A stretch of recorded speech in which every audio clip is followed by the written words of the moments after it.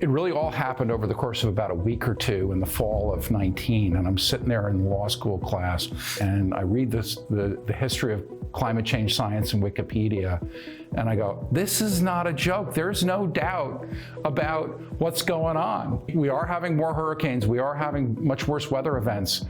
And the solar stocks, Tesla, the wind stocks, they were trading cheap.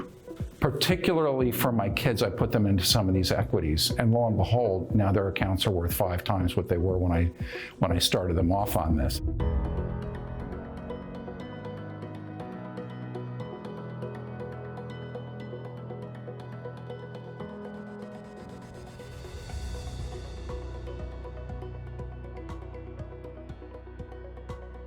There's a great entry in Wikipedia under the history of climate science.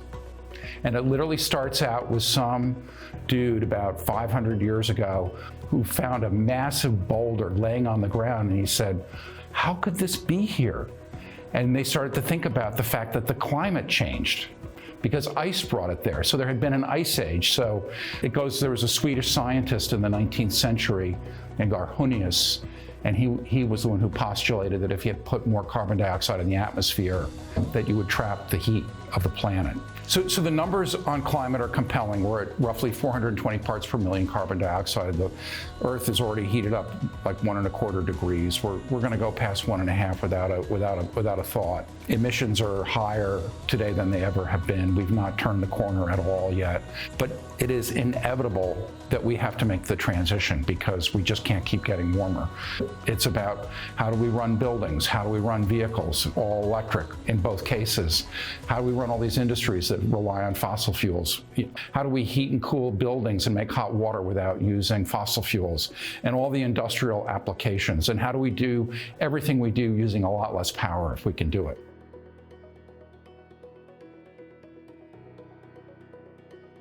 As a person with modest knowledge of the topic and not a lot of investment exposure to it, the first thing you need to do is to just kind of figure out what all the numbers are.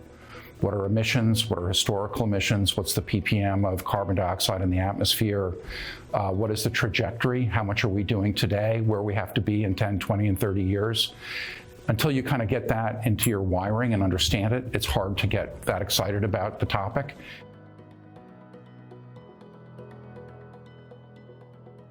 The global GDP is roughly $80 trillion. And estimates range from $3 to $5 trillion a year of capital spending. We're already like at $1 trillion, but we got to go to 3.5, 4 trillion to get from, say, 35 billion tons of emissions every year to 5 or 10. And so global GDP is 80 trillion. So 3 to 5 trillion is 5 or 6% of global GDP.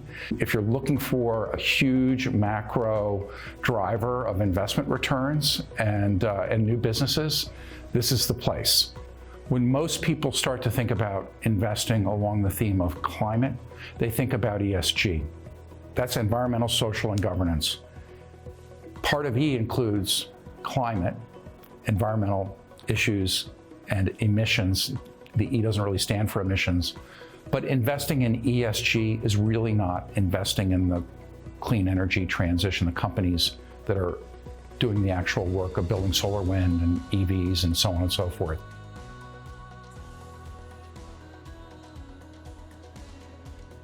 The most accessible asset class for investors is the public equity markets.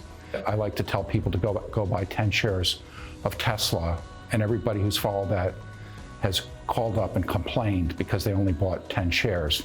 But there are some great ETFs in the space where you get general exposure. ICLN is one of them, PBW.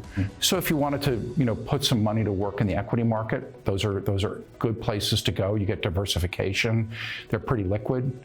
It's been a bit of a roller coaster being in the public equity clean energy space because we had a huge run up in 2020 into the beginning of 21, and then we had a big drop off, 30% down, then 30% up, and now we're back down 25 or 30%. So today's not a bad time to start to look again.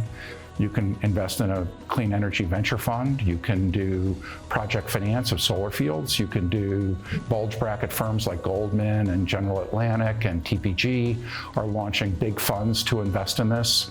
So there are a lot of choices, in private equity. You can get an interest in a solar farm and generate like an 8 or 10% cash-on-cash return with some good depreciation benefits. So there are lots of things to do. It's just, you got to decide you want to put some time in and figure it out.